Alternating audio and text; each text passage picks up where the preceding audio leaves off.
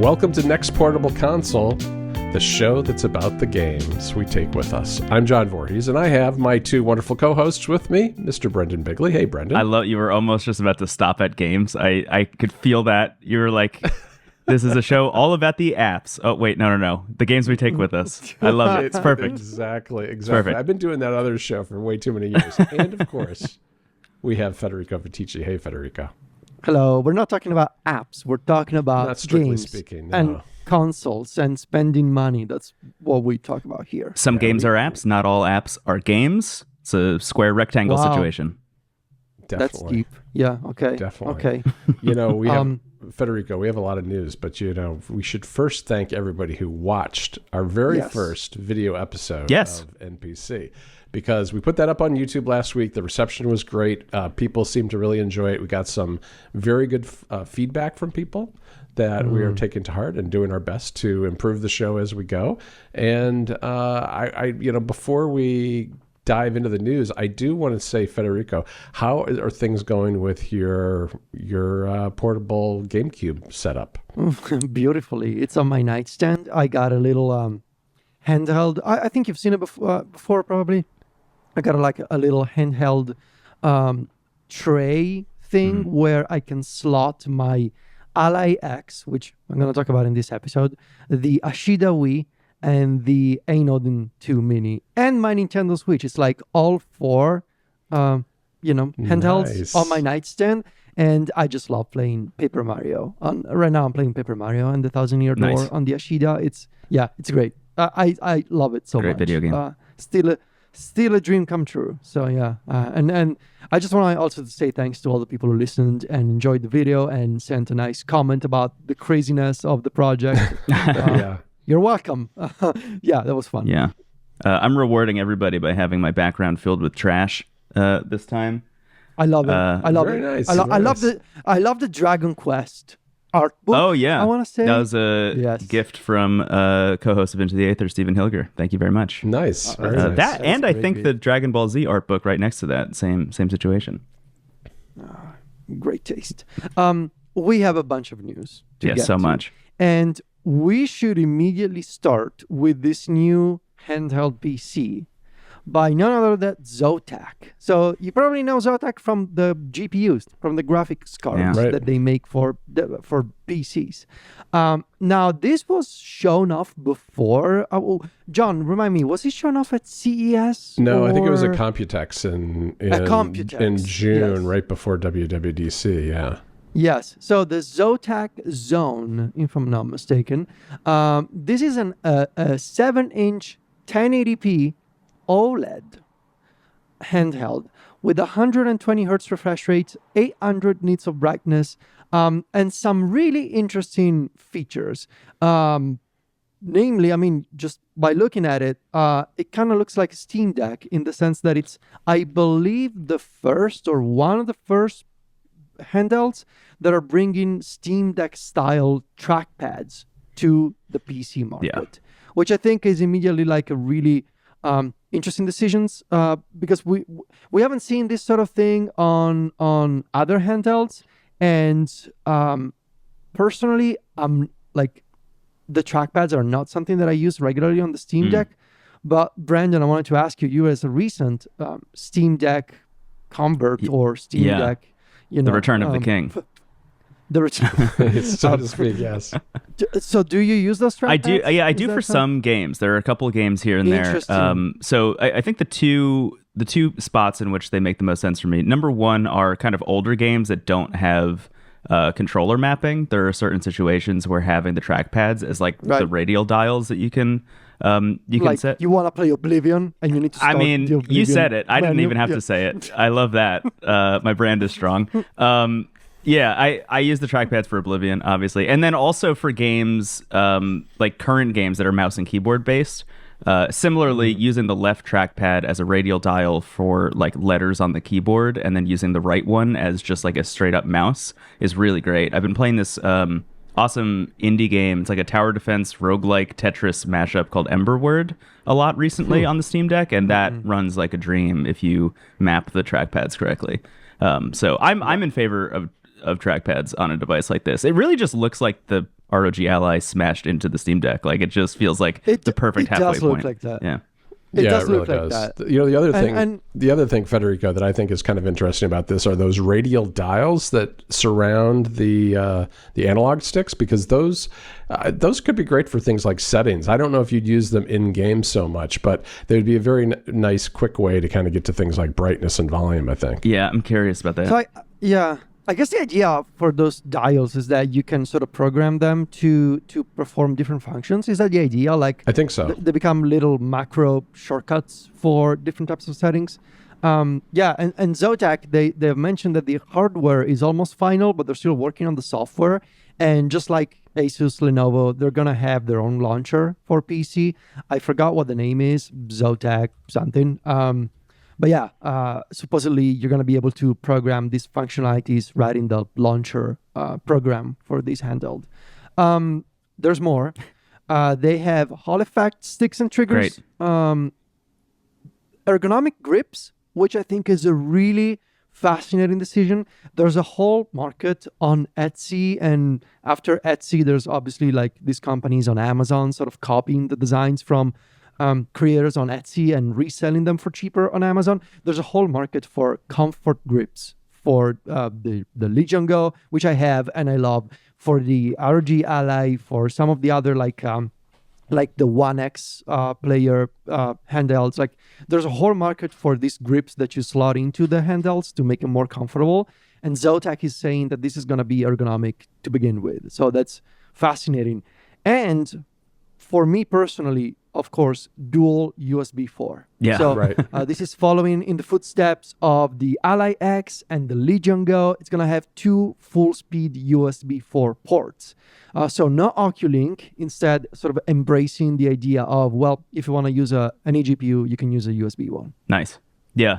I'm interested in this device because I feel like it proves in a lot of ways that we are pretty far out from the second wave of this style of device. You know, we're kind of in the just like massaging it until it's perfect mode, I think. I feel like all of these little tiny upgrades, like adding the USB 4, realizing that grips are important, like all of these kind of like little smooth edges are just refinements more than they are like huge upgrades, I think, in a lot of ways.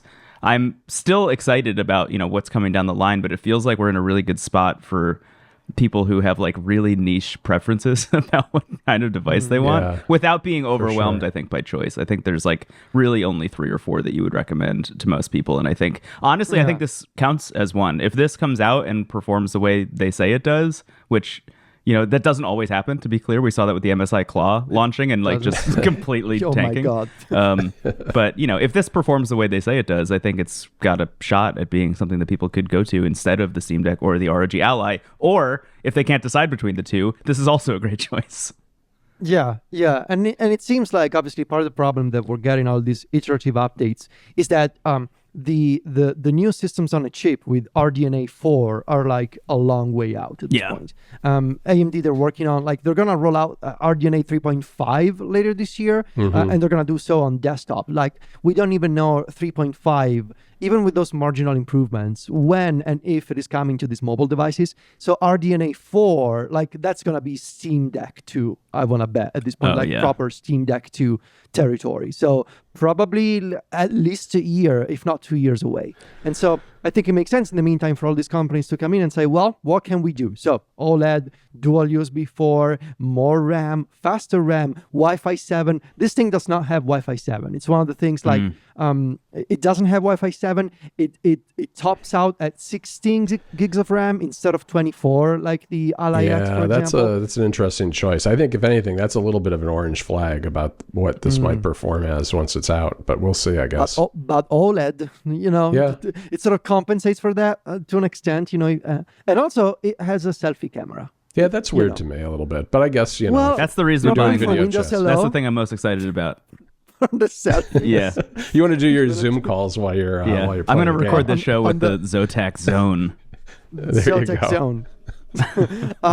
$800 also. That's expensive. As a starting price, which, you know, not pretty cheap. standard. And it's got a 48.5 watt-hour battery. So right now the Ally X with the 80 watt-hour battery, still the king of these PC handhelds. I don't know. I'm intrigued though. I think the combination of OLED, the trackpads, the dual USB 4, and the ergonomic grips. Let's see how it performs when it comes out. But I'm intrigued, and hopefully this is not gonna tank like the MSI clone. Yeah. Federico, that battery on your Ally X. Every time I think about it, I think that thing must weigh like this as much as 2 bricks or something. I mean, no. How is the weight? We'll talk about it later. All right. We're gonna talk. Give me a few minutes. All right. I'm impatient. He's got to warm up. It feels good, John. Don't worry about it. All right. Good. Oh, Brendon, what is the Retroid Pocket Mini? Yeah, this happened like right before we started recording, which is interesting. Okay. Two things about this. So number one, Retroid uploads a video. I'll just get the standards of it anyway. They upload a video saying, hey, Retroid Pocket Mini announced. It's literally a teaser. There's like almost no information in here. It looks a lot like the Anbernic Cube in a lot of ways. It seems to have like a 3.5 inch display. It's definitely not 16:9. It looks like it might be 4:3 or something. And even just like the design sensibility reminds me a lot of the Cube, with a little bit of, I'd say, like Aya Neo Air energy to it. But outside of that, we don't really know a whole lot. It doesn't, if I'm being honest, it doesn't even look that mini. I'm like kind of curious how it is mini in any way outside of like the screen isn't 16:9. Maybe that's what they mean when they say that. I'm also curious, like, does it have the power of the 4 Pro in it? If that's the case, what is the price? They have the same like RGB lighting around the analog sticks as the Cube. Like, it really just seems like everyone's kind of hovering around the same area right now. The thing I wanted to mention, and we'll see, maybe this is like not on the internet by the time this episode comes out, which would be very funny. I don't know if either of you listened to the song that was playing in the trailer. No. I watched on mute. Okay, I heard it. Yeah. If you listen to the song that's playing, you can hear the premiumbeat.com like audio stamp because they didn't clear any of the samples they used to make the song. No. That's so good. So like 10 to 15 seconds into this teaser for the Mini, you just hear premiumbeat.com. It rocks. It's so funny. It's so funny. Oops. It's like deeply embarrassing. Fire that intern. Oh man. I just heard it. No. No. Brutal. Oh. They sort of it looks like they assembled the trailer at the last second. They forgot to clear the audio track. Well, I never had a Retroid console. Like, Neither have I. Brendon, do you? I do, yeah. I think if I angle myself, you can see I have the Flip behind me. The Flip, which is their clamshell device that's kind of shaped like a DS without the bottom screen. Love it. Love that thing. It's awesome. I use it pretty much exclusively to play Dragon Quest games. I don't know why. It's just become like my Dragon Quest console. But yeah, it rocks. I am hoping, fingers crossed, that they release another one day that's a little bit upgraded, because there are some things I'd like to do on that thing that I can't. But I've been a fan of Retroid for a while. The 2, like the ergonomics of the 2 and the 2S is really nice. It's kind of like a more squared off device. And I had the 3 or the 3 Plus for a little while, and that device, while I think one of the best deals at the time, and I think the 4 and the 4 Pro are kind of in the same space where like the deal is really good if you're looking for power, for performance, for price. I don't like the ergonomics of it. Like, I don't like the way it feels in the hand if I play for more than like 30 minutes, which to me, like, I need to hit like an hour of feeling comfortable playing something to really recommend it to people. And I didn't feel that way with the Retroid stuff. This, on the other hand, looks super comfortable. Like, they really thought about ergonomics with this thing. There's like kind of a like concave back for your fingers. The shoulder buttons are like normal, look good. Yeah, I think this is probably going to be built from the ground up to just like play GameCube games, I think is the, if I'm reading the situation correctly. But I believe that this company doesn't release devices unless they're really confident about them. And I think this will probably be good, even if it has a premiumbeat.com audio timestamp in it. Yeah. I mean, besides that, I've been thinking about this, like, these companies like Retroid, sort of, and that's just my impression. Maybe correct me if I'm wrong, but I get the vibe that Retroid and they both release. They obviously release fewer devices when they are mostly ready or when they really feel like they have something. Whereas companies like Anbernic or ANEO, like they are throwing a bunch of things at the wall, like almost on a weekly basis at this point. Yeah, it's really hard to keep up with them. Yeah. You know, and so I'm honestly intrigued by both approaches. Like coming out, like Anbernic. I mean, we're gonna talk about. We made a joke last episode. We didn't have any Anbernic news, and we said, "Oh, but surely we'll have Anbernic news for the next episode." And we do, of course. Here we are. But I'm intrigued by both because, like, on one hand, you have these companies that are like. How many designers do they have? Like how many engineers? What's the supply chain like? Yeah. Do they have like one Leonardo da Vinci style dude like sitting in a room with like manuscripts and blueprints all over the wall, just like furiously scribbling and downing cappuccinos? Like, although at least on the lower end models, on the the Anbernics of the world, a lot of these are remixing the exact same parts. I think the same screens, the same chips. Just is it vertical? Is it horizontal? Is it 2.5 inches? Diagonal? Is it spherical? Does it wrap around? Yeah. and I mean, wait until Anbernic starts getting the prices down and starts making VR or AR glasses. Now that's gonna be fun to watch. Oh, that would be interesting. Eventually, they are gonna run out of handhelds to make.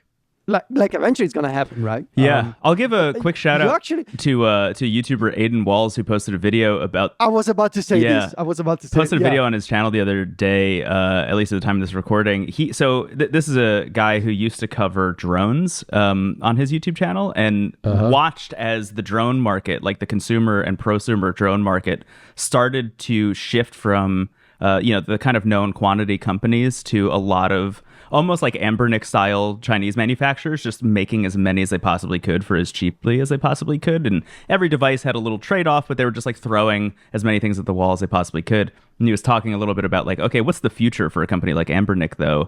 And I think that answer is unclear, but is probably like once the power of the Steam Deck or something like it is able to shrink down to a device the size of like a Retroid Pocket, or just like when you can have a Steam Deck Mini, I imagine all of these companies will start probably leaning in that direction, because the idea of wanting to emulate something like a GameCube or a PS2 is going to become a niche within a niche when it comes to handheld gaming, I think. That'll just be like a cool, fun thing you can do on the side, but I think people will probably more likely want to be playing their like console games or AAA experiences or things like it. Right. Yeah, and I mean, eventually you're going to run into diminishing returns, right? Because like it's one thing to say, well, you can, 3 years ago, you can run Dolphin like 80% of games with compatibility at 1x or 2x. Yeah. And 2 years ago, it was like, okay, now it's 90%. And now this year, it's like, okay, it's 95% at 2x resolution. Like eventually, the GameCube is a known quantity. It's over, like the console is over, the lineup is over. And eventually, you're going to reach a point where you say, well, you're going from 97 compatibility to 98 compatibility. Like, does it even matter? Like, should you release a brand new console for that 1% of performance gain? Yeah. Probably not. Although I think, Federico, there's still features that can be built into these at a lower price point, like the OLED screens, for instance, that it will make a difference. Because right now you can only get OLED if you're spending several $100s. If you could get that down to a couple $100s, that would be a big deal. Yeah. No, absolutely, I agree. And speaking of Anbernic, they have revealed what ostensibly looks like their answer to the ANEO DMG. Yeah. And obviously, to an extent, the analog pocket. Right. What's the other Game Boy made by the terrible guy that's been making the news? the Palmer Luckey thing? Luckey. Yeah. I'm glad we both knew who you were talking about. I forget the name of it. Yeah, me too. We don't talk about that. It's the Anbernic RG40XXV for vertical. Vertical. Okay. I was thinking about the Roman numeral. So the XXV. So this looks like the ANEO DMG to me. It's a Game Boy. It's a vertical handheld with an analog stick in the bottom left. Right. It's got this ultra narrow bezel around the screen. It looks really, really nice. Yeah. And I just saw this morning a post on Reddit by Russ of Retro Game Corps saying that a video is coming soon, but it's the best D-pad he's ever tested on an Anbernic device. Okay. Yeah. So that's high praise. And I mean, obviously, the kind of console where you want to play games that play with the D-pad seems like a pretty big deal. And we don't have any other details. We don't have an official promo video or anything, or a date or a price or any kind of details, really. Yeah. Of all the Game Boy-like devices that have come out lately, if the D-pad is really that good, this will probably be one for me. Especially I think so too. Blue purple color is to be trusted from the photos. That's probably mine. Yes. Yeah, that's a very nice color. And it does really look good. In the one demo video where they ran through a bunch of games that I saw online, the bezel-less display looks really good on this thing. And I love that I also kind of love that they moved the analog stick a little bit to the right so it's not directly below the D-pad. I think that'll work particularly well if you're, because these are the kind of devices where I appreciate having the stick there for the games that use them, but I'm more likely to play older games on this kind of device, I think. Yeah. So it's good that it's not going to get in the way, I don't think. Yeah. It should be good enough to emulate up onto Nintendo 64, Nintendo DS, and obviously PlayStation 1 and everything before. So yeah, keeping an eye on this one. I think it's really interesting. I'm sure they will find a way to beat A&E on price, as they always do. Definitely, yeah. Oh, by quite a bit, sure. I think I saw some speculation online that it might be like a $70 handheld. Yeah, sub 100. Okay. Yeah. Wow. A&E was how much? Approaching 500 for the DMG? Something like that? Yeah, it was. I think it was more like 4. Yeah, it's like Steam Deck priced, at least. Yeah. Wild. Speaking of Steam Deck, this is part of a bigger discussion that I wanted to have with you guys. We mentioned last time that some hidden code strings had been found in SteamOS, mentioning the ROG Ally. Now, Valve has confirmed it will, and they have said nothing else. They just said we'll support the ROG Ally with SteamOS. We wanna see once again that SteamOS will eventually find its way to other devices, but nothing more. Right. No, and I wanted to have a conversation about this because I really feel like also want to give a shout out to Tom Warren at The Verge. Runs the excellent Notepad newsletter and had a similar argument. It's a really good newsletter. A couple of weeks ago about sort of the position Microsoft finds itself in right now when it comes to PC gaming and handhelds, with Valve sort of starting to really court most likely companies like ASUS and like Lenovo, and the potential for these companies saying, well, do we want to license Windows and still have, obviously we have a relationship with Microsoft because of the desktop PCs, because of the laptops that we make. But when it comes to handhelds, do we wanna consider something else like SteamOS that doesn't have all the limitations that we know Windows has, right? On a handheld form factor. And so I wanted to have this conversation. Like, do we realistically think there's a potential for looking ahead at the next year or 2 years, a scenario in which Valve may be willing to say, well, we have the Steam Deck and it's our own sort of integrated experience, but also you can have a Steam Deck-like experience with SteamOS on handhelds made by other companies. What do you guys think? Yeah, I think it's definitely going to happen. I think that's been kind of Valve's goal all along here. I think it's going to be interesting for Microsoft though, because what I'm not as certain about is are we going to see a bunch of third-party SteamOS devices? Are we going to see things tend towards a dual boot situation? And that might be kind of interesting, especially at the high end, where there's going to be pressure on Microsoft to, at least in this handheld market, bring down the licensing costs for Windows. Yeah. And if they could get it down to the right level, I could see companies like Lenovo and ASUS having a whole range of these where they have their entry-level models where you can pick between SteamOS or Windows. Yes. Or you could get the dual the dual boot version, which obviously was going to require more storage. It may require, different specs in terms of the chipset, but would allow you to have kind of the best of both worlds and have, direct access to all the things that Microsoft offers that Steam doesn't. Yeah. I think that you're right, that there's going to be a situation where eventually we'll get to the point where ASUS will release some kind of follow-up to the Ally, like a real follow-up, and you will be able to choose between SteamOS or Windows at purchase. And then you could go and get like that Genki thing that we all pre-ordered on Kickstarter if you wanted to dual boot yourself. Here's a kind of larger, broader question, and this is one of those things where I think we all have to look in a mirror a little bit. I'm curious if regular people who don't host podcasts like this one or review products like this actually care about how weird Windows is to use on a handheld. Like, I wonder if it's a situation where people are just like so blown away by what they can do with a handheld like the Legion Go or the ROG Ally that like the kind of fiddling that they need to do to mess around with Windows like maybe doesn't even matter as much.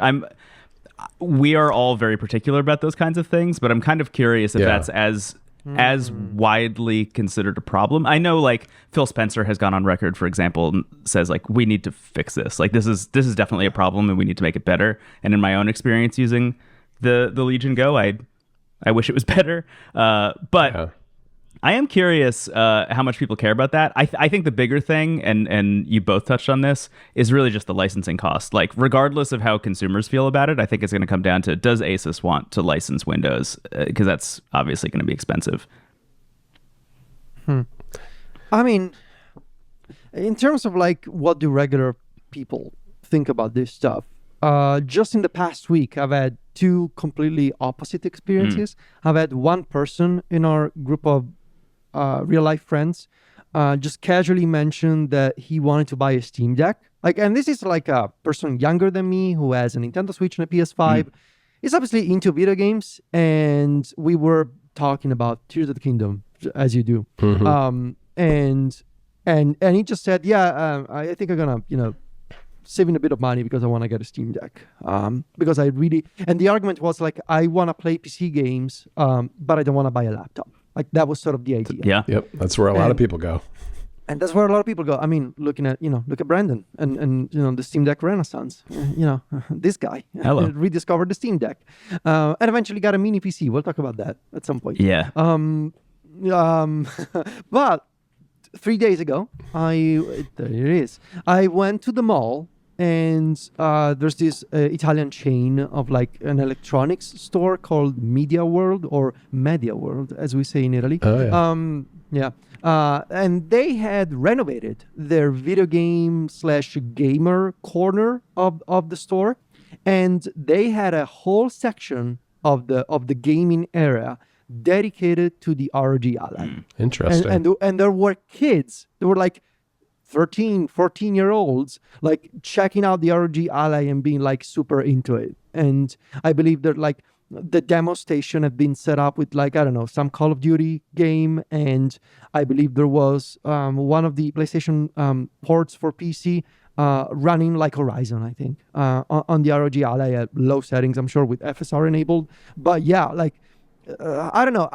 All this to say, I've been seeing both sides of like, there's people who are into the Steam Deck because of what it is. My theory is that the type of person that is into the Steam Deck most likely comes from a console world made of the PlayStation 5 and the Nintendo Switch. Right. Yeah, I think that's true. Yeah. Whereas the kid who has a PC at home and is more familiar with tweaking stuff and playing around with Windows and using Steam may be into the PC handheld. Yeah. That's sort of my working theory. Yeah, I think that's a good theory. The thing with Windows, though, is it is difficult to use on a smaller screen. And I think, Xbox is and Microsoft are coming around to that with their new version of, what is it, the game bar for Xbox Insiders. They're working on that now to make it a little easier to navigate through the UI using the buttons and the analog sticks and everything. But but yeah, I think that they've got to get there a little bit more on the UI. But there are a lot of people who are more than familiar enough with Windows to want to use something like the Ally, I think. Yeah. Just a couple more things before we talk about some devices that we've been using. I wanted to point people to this dream accessory of mine that somebody finally made. I was making fun of this, but it turns out it's your favorite thing. Oh my God. So I'm a huge fan of the company that used to be called just Deckmate. Now the company is called Mechanism. Okay. They have a website at getmechanism.com, and they make these mounting systems. Yes. The original is called the Deckmate. They have the Ally Mate. They're working on a version for the Ally X. They have a universal mount for the Legion Go and other handhelds. They have support for iPhone mounts, MagSafe mounts. So they make this clip-based system where you put a little thing in the back of your console, in the back of your handheld, and that gives you like a universal mounting point to attach it to a kickstand or a VESA mount if you're into that. Right. If you want to attach like an external battery pack to the back of the handheld, they have a bunch of accessories. They just announced and immediately sold out. I put in my order and I have to wait for a shipping date. They have announced a gaming pillow. So stay with me.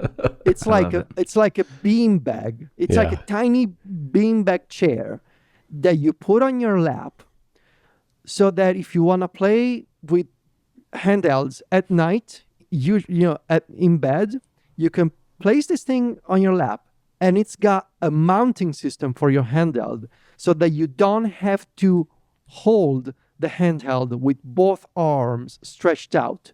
You can use the soft, tiny beanbag chair on your lap to make the handheld float in front of your face. This is perfect for me. I have been using a combination of like pillows or my dogs. Your dogs are your pillows. I've done it. And for consoles that the thermals aren't really that good, they do not appreciate it. But this idea of like, well, now I have this soft pillow that has a mounting system built in. Like, I am so into that. Like, and you can of course adjust the viewing angle. It's like, imagine this tiny beanbag that you put on your lap, and there's a little plastic arm sticking out of that. Right. And that allows you to make an ROG Ally or a Steam Deck float, sort of hovering above the beanbag. And there's even an extra mounting clip at the base of the pillow, so you can put, I don't know, like a battery pack above it. Or one of the things that I'm waiting for delivery is the dock for the made by the company Viture, that they make the XR glasses. Right. They make this pass-through dock that basically lets you connect both a battery or other accessories and multiple pairs of glasses to a console like a Nintendo Switch or an Ally or whatever. So yeah, what's the official name? It's not called pillow. It's not called. No, I forget. It's got an official more the gaming pillow. It's $59. It's sold out. I'll let you guys know as soon as I love that it's sold out already. That's very funny. Yeah, it was sold out in like, I don't know, like 30 minutes or something. Wow. Oh, wow. It's a good thing you jumped on it, Federico. Good job. Yeah. I think that this is just proof that all these devices are too big and too heavy. Oh, yeah, absolutely. Yes. My kingdom for a Steam Deck Mini is all I'm saying. Oh, my God. Yeah. John, can you tell me about the Playdate pizza cover? Yeah, this is a good one. I mean, in terms of silly accessories for your handhelds, Playdate has put out a cover for its console that looks like a pizza box. I mean, it's one of those standard pizza boxes you would probably find in any pizzeria anywhere, at least in the United States. It has a chef on the front, and it's got it's all in Italian flag colors, and that's all there is to it. It's instead of the purple cover that it comes with, it's a pizza box cover. Yeah, I was so close to buying one of these, and then I was too. I decided to take a pass, though. Me too. Yeah, it was really one of those like so close to being an impulse purchase moments. Yeah. And then I thought about it for 8 seconds, and the impulse went away. How about you, Federico? Did you get one? Since you're Italian, after all. What do you mean, after all? Well, I am Italian. It's got Italian it's got your all. colors on there. So that's all I'm saying. No, my confession is that I never... I'm going to hear from you two about this. Since receiving the Playdate, I never turned it on. Oh, really? Never turned it on? Never. Wow. Never, because I got it and I got upset when you, John, told me that it was not backlit.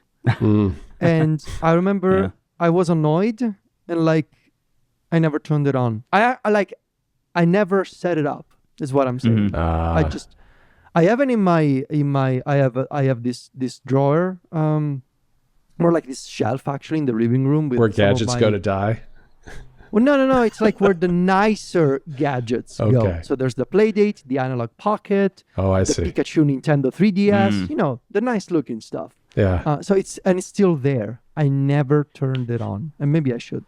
You should. I mean, now that you have a nice sunny balcony, you can play it outside. It'll be perfect for that. I mean, that is the biggest drawback of the Playdate, is the fact that this is not a device you're going to play in bed at night with the lights dimmed. It's just not going to work for that. But if you're sitting outside in the summertime, it'll be perfect for that. You know, and they're short, easy games that you can spend 5 or 10 minutes playing. So I think you ought to set it up, Federico. Yeah, I think the amount of free stuff that you can also grab off of places like Itch, and then Panic built an amazing website where you just upload the game to the website and it just sends it to your Playdate. Just you can have a lot of fun for a couple of days with it at least. I think. Yeah, and even if you go and buy the games, I mean, most of them are under $10. Yeah, pretty much every single one. Yeah. Okay. I can send you a list. I put a list together of like just some really great Playdate stuff if you're ever interested. I'm not going to pressure you into turning it on if you like its place in the nice handheld shelf, but you know, let me know. Okay. Yeah, I could use that list. Yes. Okay. I'll try. Can I shout out one more news story before we move on? Please do. Yes. This I just saw this morning because a bunch of people in the our podcast network's Discord were talking about it. But Animal Crossing Pocket Camp is going to get shut down relatively soon, which is it's a mobile version of Animal Crossing that Nintendo built before New Horizons came out. And as a person who is like a real Animal Crossing sicko, I did not find this appealing as a video game at all. It was just like so riddled with microtransactions and was like funneling people towards that it just didn't. I didn't find it very fun, and I didn't really find that it replicated the feeling that I wanted out of something like Animal Crossing. And honestly, it, in my eyes, was just like more fodder for just port Wild World to iPhone. But I think the interesting thing about this, so Nintendo has started to kind of bail on a lot of their mobile endeavors, right? So you had things like Miitomo, which was their attempt at a social network, maybe the only good social network ever developed. Oh my god, I forgot about that. Amazing. That's a name I have not heard in like I want to say at least 6 or 7 years. Shout out to the people. There's like a group of community members somewhere keeping a Miitomo server online so you can still play it. I think if you have Android, which rocks. Wow. But anyway, you know, Nintendo shut down Miitomo. Nintendo bailed on Super Mario Run and that pricing model. They had a game called Dragalia Lost, which was a new IP that they made for mobile that they eventually bailed on as well. And I think severed that contract, if I'm not mistaken, as well. The interesting thing about the way they're taking down Pocket Camp is that they're going to convert it into a pay once model, like Super Mario Run, where you can just buy the game and then play it offline indefinitely from this point on.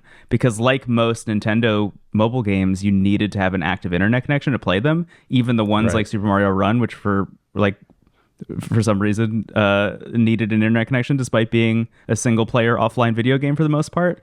You know, the only thing you really needed to worry about, I guess, was leaderboards and a friends list. But anyway, I'm very interested now. I can't believe this.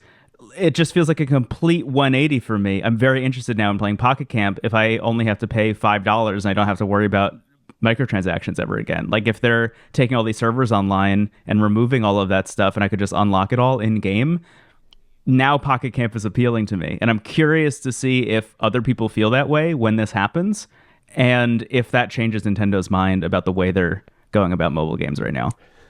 Yeah, I was really surprised to read that because my sense was Nintendo was just getting out of the mobile phone gaming business entirely. Yeah. And this is a totally different direction. Maybe they're rethinking the model and they're going to go with paid up front. I mean, they haven't announced any games in a long time, but this may be an experiment and maybe we'll see them kind of ease back in taking a different tact. I don't think we talked about this on the show at all, but we've definitely talked about this separately as people off the show. I feel like if I was on Nintendo's board of directors or whatever, and I saw things like Delta dominating the top charts of the App Store for months in a row, I would be pressuring the people in charge to be doing something more substantial on mobile in a big way. And maybe this is part of that. I don't know. Yeah, I would love to see an official emulator with, basically the downloads built into it, and you could just buy their games right from them, Sure. When you started that sentence, Brendon, and you said we talked about it as people off the show, for a second, my thought was, are we people off the show? I endeavor to be a person off the show. That's my goal. I try plant a flag in the ground. We try to be. We try to be. Touch some grass every once in a while, Every once in a while. So I know that you guys have a retro handheld check-in. I just wanted to spend a couple of minutes talking about my experience with the Ally X. Please. Specifically dual booting the Ally X. Okay. So I did the thing. I followed Rusty's video from Retro Creating Corps and I swapped the SSD of my Ally X with a 4 terabyte drive. Nice. So big chunky boy. 4 terabytes, and I thought I'm going to give 2 terabytes to Windows, 2 terabytes to SteamOS. Cool. Shout out to ASUS, I guess, for making the Ally X much more moddable than the original model. Like, it's so much easier to open up. They're using the common version of the SSD. I believe it's the same SSD type that you can put into a PS5. Very easy to find on Amazon. Not as expensive as the kind that you had to get for the original Ally. Super easy to install. Really nice process. I have not touched anything else, but I believe it's also easier than before to access the analog sticks, the front-facing buttons. So yeah, really nice experience opening up. I did it in like 5 minutes. I first tried Bazzite. So Bazzite is one of these forks that take the Steam Deck experience with SteamOS and sort of wrap it inside obviously Linux container with in this case, Bazzite is using Fedora as the Linux distribution.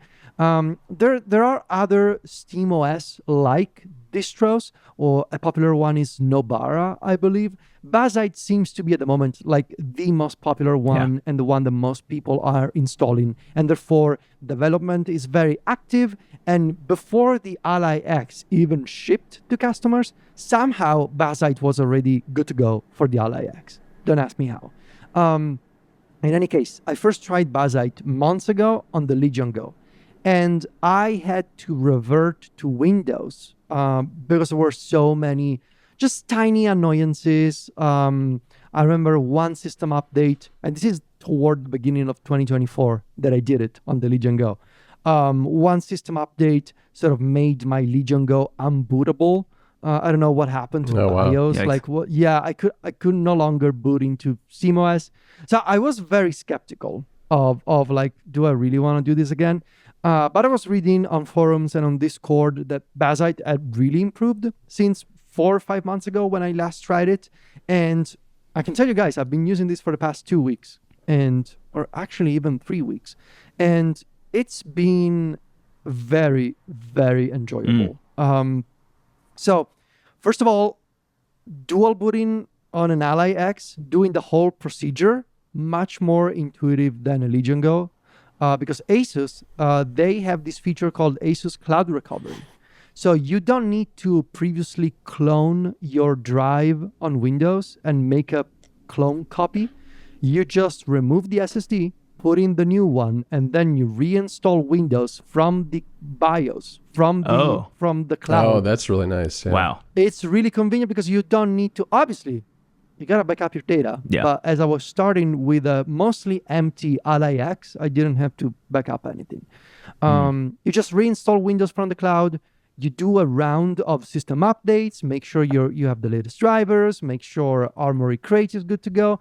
And then I partitioned the drive and I installed Bazzite, which is super easy to do. You just go to a website, you say, I want to install Bazzite on an Ally X, and they give you the right file. You make a little USB stick with the image for the operating system on it, and you boot from it and you install it on the empty partition on your drive. Very easy to do. Bazzite on the Ally X, the reason I wanted to do it is that I had this dream for the all-in-one handheld. I wanted to have a single handheld that was powerful enough to let me use my eGPU on Windows. The kind of eGPU that I have, an NVIDIA-based one with USB 4, you can only do it on Windows. There are no NVIDIA drivers for this kind of thing on Linux. So I wanted to still have a Windows handheld for Dragon's Dogma, or I started playing Starfield again. Games that require more performance. I wanted to have that fallback. But for the typical day-to-day experience, I also wanted to have a SteamOS-like device that would allow me to suspend and resume my games at any point. Yeah. We talked about Dragon Quest, for example, for this. Like it's the sort of like that sort of game where like it's really long adventure that I've been playing for months, and I play before going to sleep. It is the sort of game that really puts you to sleep not that it's a boring game, but like it's very chill and relaxing. Yeah, right. And I love falling asleep to Dragon Quest XI. What I don't love is falling asleep to Dragon Quest XI but being unable to save, because Windows if you try and hibernate Dragon Quest XI on Windows, the game is gonna crash. So sad. I wanted to have the SteamOS lightweight experience, and I can tell you guys that an Ally X dual booting Windows and Bazzite for me has become the all-in-one handle. Nice. It has the best of both worlds. It sleeps and resumes just like a Steam Deck or just like a Nintendo Switch. You press the power button and it goes to sleep. You wake it up after 3 days and it lost, 10% of battery. And especially with the big battery of the Ally, like it's so incredible to be able to have what looks like a Steam Deck, but it's not a Steam Deck. A big advantage, of course, is you have, in addition to the dual booting, you have VRR. So you have virtual refresh rate on the display. That is something that I was not thinking about it. I got so used to the standard, IPS display of the Legion Go, which I still prefer in some ways because it's bigger, it's really bright. I do believe that Lenovo has calibrated the display better. Yeah, the colors are great. Yeah, it's ridiculous. The colors are really great on the Legion Go. But the variable refresh rate, I said virtual, the variable refresh rate on the Ally, oh my God. Like especially for games that cannot keep a stable frame rate. So you're fluctuating between 40, 45, 51, 60. Having that variable refresh rate is really, it makes everything smoother. And so when you combine that with, you're also playing games on SteamOS. So you play something like Starfield, for example, right? On a Steam Deck is borders on unplayable. On an Ally X, I can play at medium settings. And when I'm in Bazzite, so without the overhead of Windows 11, you can, at medium, you can comfortably play at 40, 42, 43 frames per second, which it's more than acceptable on a 7-inch 1080p handheld. Couple of things that I want to mention. Updates for Bazzite are kind of weird in the sense that I don't know what it is they're doing. They do support all the features that you can find on a Steam Deck. Like it literally looks like a Steam Deck. Right. But for example, when there's a system update, the changelog is fake. And they repeat the same changelog over and over. And my understanding is that they are not able to scrape the real changelog from the Valve server. but it applies the system update just fine, and you can get access to the entire suite of Steam Deck features, like Decky Loader for plugins. Like everything works. Cool. Right. Just the changelog is not real. And at some point I did a system update, and something happened. Bazite was not booting anymore, and so I thought, oh, here we go again. Same deal as 6 months ago. But no, I just had to run a little script in Windows and re-enroll my security key, whatever that means. It was documented on the Bazite website, 3 steps, and it was done. So if you have an Ally X, and if you're interested in maybe I would recommend getting more storage for it, but I've been having a really, really good time dual booting and mostly using Windows for eGPU support, or, eventually when I will get back to Like a Dragon, I will also need Game Pass for that. But yeah, keep Windows for that sort of Windowsy stuff. Right. But use Bazite for everything else. Thumbs up. It really works. How is it switching between the two, Federico? You gotta shut down or restart, hold down the volume down button, and that takes you to the BIOS menu. And from the BIOS menu, you say boot Windows or boot Bazite, and there you can choose. That sounds pretty simple. Let me ask you a question, because this is something that I've been considering experimenting with. Have you looked at Play Night for Windows? Have you seen this yet? I did have Play Night. I tried it last year on the original Ally, and I really liked it. I have not taken the time to set it up again on the Ally X. But yeah, I had a Play Night setup with a custom theme, sort of I collecting all my games from Steam, Game Pass, and the Dolphin emulator that I had on Windows at the time.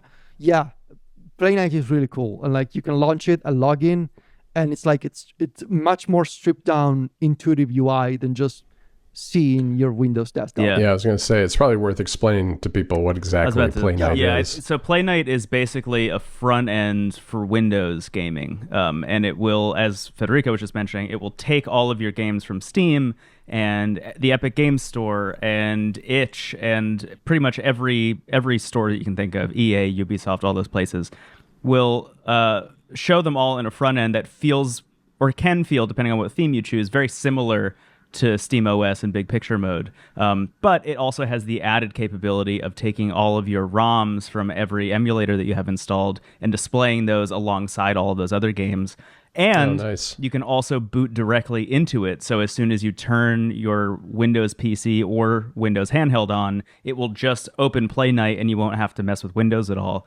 And it's a thing I'm considering experimenting with for my mini PC that I just got, because I'm going to be using it exclusively for games, so there's kind of no reason to not just boot right into Play Night. But I was also thinking, for someone like you who is now dual booting with Bazite and Windows, it might be nice to have kind of a seamless experience on both ends like that. But also, I think, kind of wrapping this back around into the news segment a little bit, Play Night feels so obviously to me like exactly what Windows needs to be doing with gaming handhelds like this. Like it, I don't mean like, hey, they should just go buy the dev team that makes Play Night, like just go acqui-hire them or whatever. But it does seem like that is the solution for them, is to just build something exactly like Play Night, if not just pick up Play Night in some official capacity.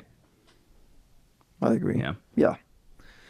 Yeah, so that's the Ally X with Bazite. Highly recommended. Sounds awesome. Go check out Russ's video. Excellent guide. Yeah.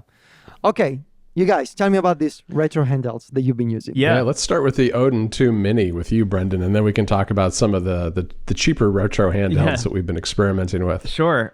So I'll say right at the top, I'll probably have a written review of this thing up by the time this episode goes live, if you want to get some more in-depth stuff. But I've been using the Odin 2 Mini for just about a month, I'd say, at this point. This is one of those devices that I think just feels so made for the three of us, and definitely made for me in particular. But the very first episode of this show, I think, was called like "We're All Vita People" or something along those lines. The PlayStation Vita, I think, is just like one of the most interesting handhelds ever made. One of my favorites, at least. The capabilities of that thing, the weirdness of that thing, PlayStation's kind of, unsureness about how to even position it kind of cemented it, I think, as one of the more curious handhelds ever developed by a major manufacturer like that, because it launched as hypothetically a companion to the PS3, which, you know, didn't do so hot, and then they had to like reposition it as a companion to the PS4. They bought I forget what the company was called. I think it was also Genki? Was there another company called Genki that was doing game streaming? Regardless, I think you're right. I think it was called Genki. Anyway, you know, they made the Vita as like a remote play device. There were games that you could buy for PS4 and Vita, and you would get crossplay. All of these things just kind of cemented it as this like weird device. But the thing that I remember it for more than anything else are the indie games. For some reason, the indie teams out there really supported the Vita when PlayStation kind of wasn't, where you'd get like an Uncharted or a Killzone or something from, you know, a first party PlayStation studio every 6 to 8 months. You would be getting like The Binding of Isaac and Rogue Legacy and Spelunky and Nuclear Throne and Luftrausers and all of these great indie titles that went on to become like the legendary indie titles that I think a lot of games we're playing today are inspired by. All that stuff was launching like day and date on Vita or getting a Vita port after the fact very quickly. And those are all the games that I was like totally obsessed with on the Vita. And I think that form factor is just like so entrenched in my being at this point that as soon as the Odin Mini was announced, even though I love the Odin 2 Pro that I have already, I knew I needed to get one, and I needed to check it out, and I needed to play with it and see how it felt. And the idea was that I was going to have both and then just like sell whatever one I you know, wanted to give up. But it was within seconds of playing the Odin 2 Mini that I was like, this is the one for me, definitely. And I think it's worth mentioning the trade-offs here because there are some very obvious trade-offs. And they're all trade-offs on paper. They're like things that you would know if you just read the spec sheets next to each other. Number one, the device is smaller. The screen goes from 6 inches to 5 inches. That's obviously a big hit for people who are playing things like, I don't know, if they're like streaming from their PCs and playing stuff on Steam, or if they want to be streaming, you know, Game Pass games and games from their PlayStation 5 via remote play or something. If you're playing something that's made for a big 35, 60-inch television and you're scrunching that down to 5 inches, like, of course, that's going to be a little bit of a trade-off. I haven't found that to be an issue personally, but the other side of the screen stuff is that we're also switching from an LCD display, which is 6 inches, to a mini LED display. And that technology inherently has a bunch of problems with it that a lot of people in a lot of reviews have knocked it for. And they feel weirdly counterintuitive. They feel like two specific drawbacks that should cancel each other out, but they don't. They're both present at the same time. One of them is blooming in the highlights, and the other one is vignetting in the highlights. So things are getting both brighter and darker simultaneously. Oh, wow. Okay. The best way to illustrate this is if you're looking at white text on a black background, the outer edges of that text will be blooming, so you'll see like a glow around them, but the inside of that text will have like kind of an inner shadow, which is really bizarre. Now, a lot of people don't like that. I weirdly love it, which is, you know, this is one of those situations where I think my own personal preferences are like definitely superseding what should be like objective truth in a lot of ways.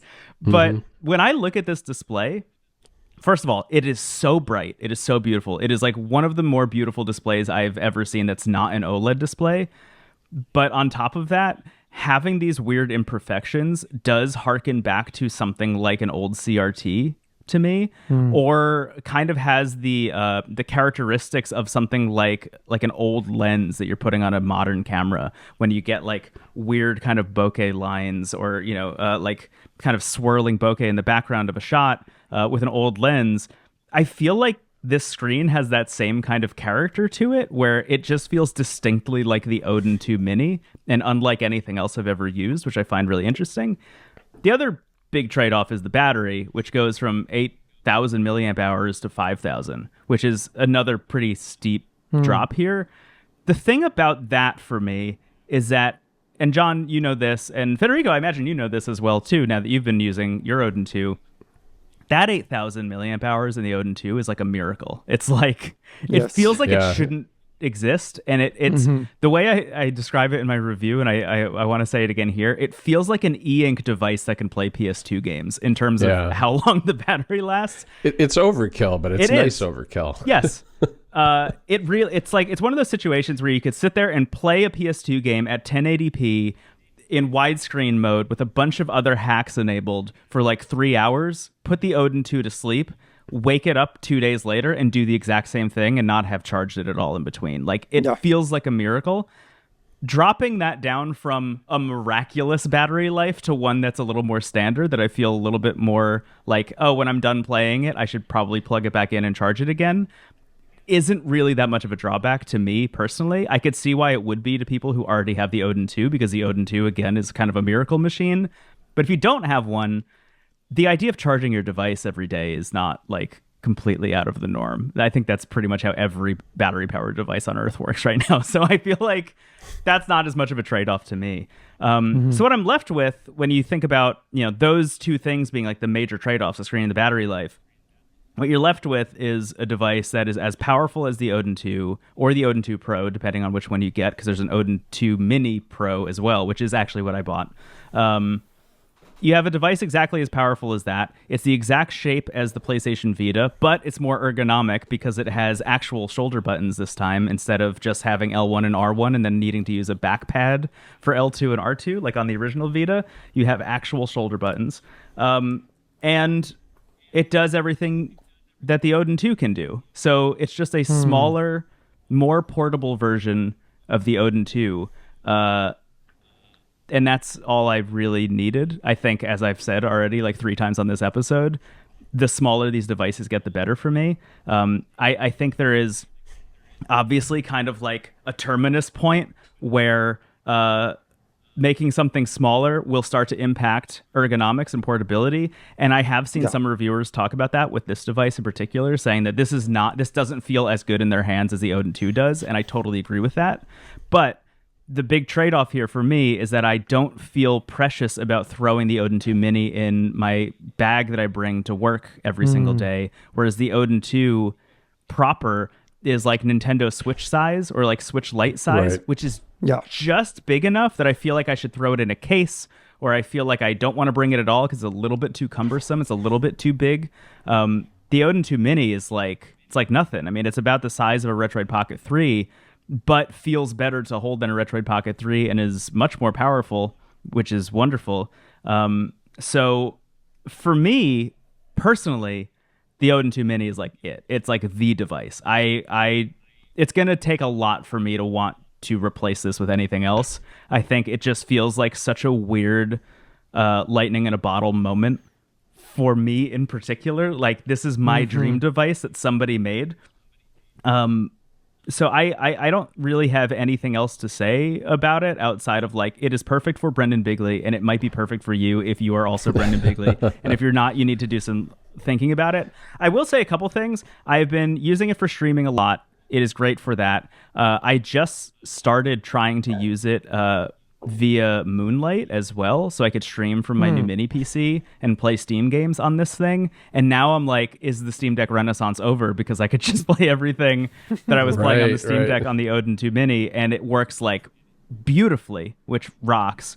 And on top of that, the emulation stuff is amazing. And I think the bigger thing for me is like, now that I've moved some stuff off of my Switch and onto here, I'm playing Rogue Legacy 2. I'm playing The Binding of Isaac with all of the upgrades. I'm playing Spelunky 2. I am literally holding the sequel to the PlayStation Vita at this point. It is the Vita with the same games that I loved on the Vita, but all of their sequels on a device that's much more powerful. And that, I think, is kind of the big icing on the cake for me. It's the cherry on top for all of this, is like, not only do I have this thing that looks exactly like the Vita, but I'm playing all the games I loved on the Vita, but they're superiors, they're sequels. So it's wonderful. I'm happy to answer any questions about it, but I will just say, like, on the whole, I think this thing rocks. It is also, I should mention this, it is too expensive. And this is I think the bigger thing. It is $100 more expensive than the Odin 2, which is like, obviously, if you are in the market for an Iron Odin device, get the Odin 2, probably. You will be happy with it no matter what, and you might not be happy with this one. For me, though, totally worth it. Yeah, because the specs are basically the same except for the battery and the screen and just kind of the form factor, correct? I mean, there's not any other changes, I don't think? Yeah. How are the sticks on that thing? They're great. It honestly, I was expecting it to feel a little bit worse than it did. And there are certain situations when I'm playing some games that are like twin stick in particular. If I'm playing like a first person shooter or anything that kind of needs to be navigated in first person, I'm like, I'll play this for 1 hour instead of 2 is kind of the feeling about it. And I think in general, that's kind of one of the things about the Odin 2 Mini that I found most surprising is that the Odin 2 proper, I would play for like 2 or 3 hours at a time. And this, I feel more compelled to like play for an hour and then put it down and do something else. And I don't really think that that's a huge problem for me. I think it's actually probably for the best in a lot of ways. Probably a healthy thing. Yeah, it's probably a healthy change. But it is definitely not comfortable enough to be playing for as many hours as I was playing the Odin 2. And the battery also won't last that long in general. Like if I play something for like 3 hours, it'll be at probably like, I don't know, 30% battery life if I started at 100, which again, that's not that big of a deal. I just need to plug it in after. Oh, very good. Yeah. I don't know. I'm still thinking about it. I'm perfectly happy with the Odin 2, but it's just the Vita design that really makes my heart sing whenever I look at it. I mean, look at it. It's. Should I grab the Vita? Gorgeous. I have the Vita behind me also. I should grab it. Yeah. As you do, it's always there. No, it's interesting that you're using back to the Odin again too, Brendon. And maybe I guess you've never really left, but I've kind of been. It really does look like a PS Vita. Yeah, it looks just like the Vita. It's amazing. I'm really very happy with it. But if you're a person who owns an Odin 2 already, I would not recommend like upgrading quote unquote to the Mini, because in a lot of ways it's a downgrade. It just depends on what kind of form factor you want. But for me, again, the portability is everything. Like being able to just throw it in a bag and not have to worry about it, I think feels a lot better to me.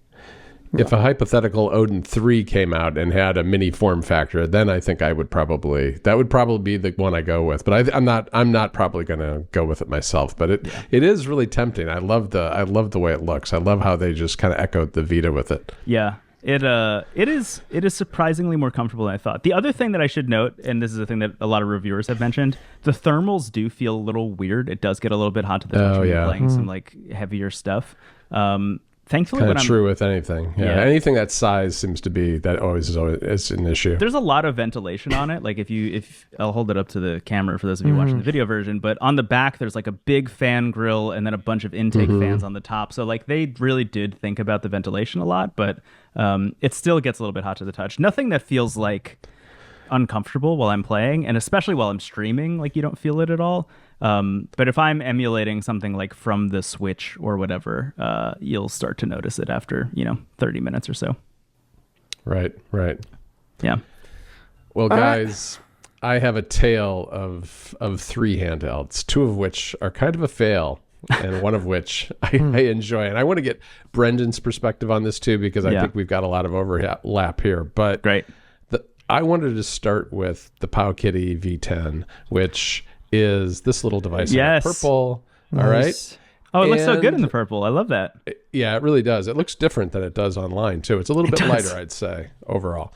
But I'm not a fan of ArcOS. I think ArcOS has been the thing about this device that I like the least. It's a little clunky, a little slow, feels a little bit like being in DOS or something. I don't know what it is about ArcOS. It just hasn't clicked with me. And there aren't a lot of other alternatives that you can put on a Powkiddy device, or at least this Powkiddy device yet. Yeah. The hardware, though, is quite good. It's a little bit on the... rattles a teeny bit when you shake it, a little bit on the cheap side, but it was, after all, a cheap device. It was $40. But the screen is perfect for Game Boy Advance in particular. And so I think if you're looking for a Game Boy Advance dedicated device, this is worth looking at because it is inexpensive relative to a lot of other choices out there. but I'm not happy with Arc OS, and so I haven't found myself really using it a lot. The other thing I don't like is the fact that you have to use these modifier keys to do things like adjust the volume and the brightness. It really needs more dedicated switches on it, like a rocker for the volume, and maybe a way to deal with the brightness. It's a little hard to use in that sense. But so that's the Powkitty V10. I also have been working on using the Miu Mini A30 still. This little guy. Oh, yes. Nice. Which is the gold and red one. And this is what I took with me on my trip to Europe recently. And the thing and I like it. I mean, I think, as you've said, Brendon, the buttons on this thing are just absolutely perfect. I mean, every button on this thing it just feels really good in the hand. It feels like it really should be the easy to one. use. Yeah. It really does. It really does. And there's one thing about this, Brendon, that drives me bananas. It's headphones. There is a USB-C port on this. Yeah. And it doesn't work with USB-C headphones. Of course. It comes in the box. It comes with a USB-C to 3.5 millimeter headphone jack adapter, so you can do that. Mm-hmm. However, if you have headphones with a 3.5 millimeter jack that have a microphone, because that has, it has an extra ring. Oh, yes. On the part you poke in, that does not work. So you can't use your earpods. You can't use anything with a microphone, which is a lot of headphones these days. That's most headphones, yeah. Yeah, so you're really, really limited. Oh, one other thing. Apple makes a converter, USB-C to 3.5 dongle. That dongle doesn't work either. You have to use the Miu one that comes in the box. And good luck finding one of those if you lose it. So that has really limited my use of this thing. But other than that, I love the fact that I can put, Garlic OS on that and everything, and it's really nice. Yeah. Really nice. Yeah. But the one that I really want to get your thoughts on, Brendon, is this little guy. Yes. The little orange Anbernic RG40XXV, the horizontal 2.8 inch screen Anbernic device, and I absolutely love this thing. It is almost too small, and we're going to do an episode about tiny handhelds. I put Mustard OS on this. Yeah. It's just perfect because Mustard OS is so responsive and easy to navigate around, easy to get to my games. The screen is bright, crisp, great colors, and it's just become it's the one that I throw in my bag. It's the one that I put in my pocket when I leave the house. Same. And it's become a great companion to the Odin, because the Odin's something that really most of the time stays at home, because it's like you said, Brendon, it's just a little bit big to throw in a bag without putting it in a case or whatever. And so I use that a lot in the evenings when I'm at home. But this is something that I can take on the go with me. And I've been really loving this one. It's actually really well built too. I think that's the thing about Anbernic. I think their devices tend to be pretty solidly built. It's just that their software isn't fantastic, right? But you can get around that, using these other OSs that you put on there, and it's not hard to do. And Mustard OS was really easy to do. There's tons of tutorials online, so yeah, I've been really pleased with this one. Yeah, that's a breeze to update, which is really nice. For my piece, the 28XX, I think the reports of its failure are greatly exaggerated. I think that thing absolutely rocks. I have the black transparent one, and I will say, it is the device that I brought with me pretty much all the time. The big shakeup has been the Odin 2 Mini. The Odin 2 Mini is small enough that it now is in my bag at all times, whereas the 28XX was in my bag at all times, which is very funny because the 28XX fits inside the screen of the Odin 2 Mini.